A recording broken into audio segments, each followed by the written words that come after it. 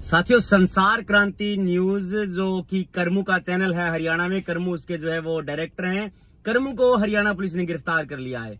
CIA उसकी जांच कर रही है और उसके खिलाफ 7 विभिन्न धाराओं में मुकदमा दर्ज किया गया है।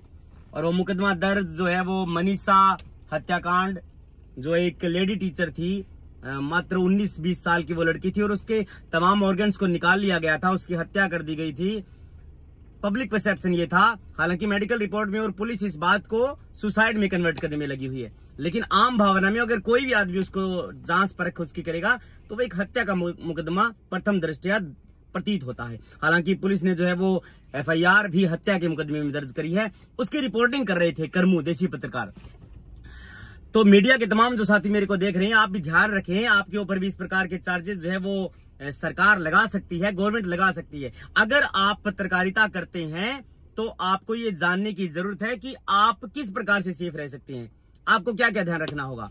हालांकि article 19 freedom of speech and expression जो है वो पहले नंबर पर है। आर्टिकल 19(1) में कि आप बोल सकते हैं, अभिव्यक्ति की आजादी है। उसमें जो है वो 5 है शायद आजादियां, उनमें से एक है। लेकिन मैं आपको बताना चाहता हूं कि अगर मीडिया के लोग भी किसी भी बात को बढ़ा चढ़ा करके पेश करेंगे या फिर ऐसा माहौल क्रिएट करके पेश करेंगे तो उनके ऊपर धारा 66F जो कि आईटी एक्ट की धारा है वो लग सकती है। यानी कि आप इलेक्ट्रॉनिक माध्यम से ऐसी बात लोगों में या ऐसा परसेप्शन सेट करने में लगे हुए थे जिससे कि देश की अखंडता को, प्रतिष्ठा को वो जो है वो तोड़ने का काम करेगी। उसमें आजीवन काल की जो है वो सजा है। लेकिन मैं ये नहीं कह रहा कि हालांकि करमू ने जो रिपोर्टिंग करी थी उसमें ऐसी चीजें हो, लेकिन तमाम मीडिया के साथी जो है वो अगर देख रहे हैं तो सबसे पहले आप इस बात को क्लियर कर लें। हालांकि मैं वापस करमू के ऊपर आता हूं तो करमू के ऊपर जो है वो 7 विभिन्न धाराओं में मुकदमा दर्ज किया गया है।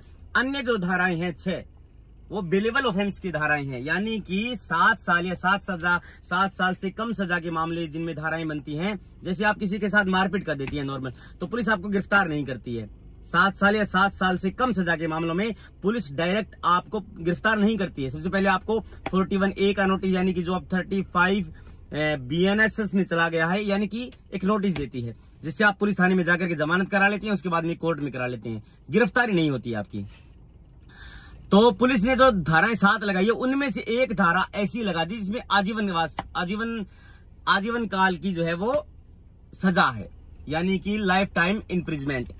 तो उसमें जो है वो डायरेक्ट गिरफ्तारी बनती है करमू की, और पुलिस ने गिरफ्तार कर लिया है करमू को। तो मैं बताना ये चाहता हूं कि अगर आप भी इस प्रकार का मीडिया आपका चैनल है और आप भी काम करें तो